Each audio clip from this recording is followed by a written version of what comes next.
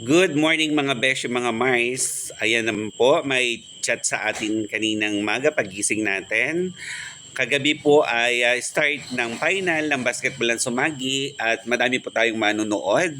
Ang panawagan po ay ang nawawalang cellphone ni Erica Gayeta.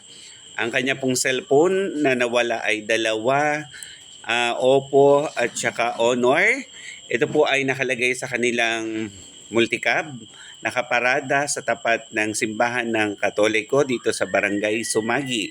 So, paalala muli kung sino man po ang nakakuha or nagkasala, sabihin natin nagkasala.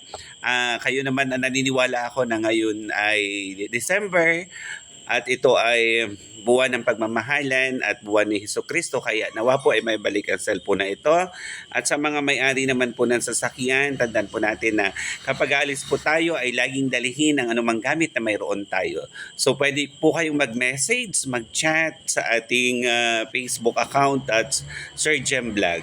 So yun po, panawagan, sana po ay maibalik. Salamat po.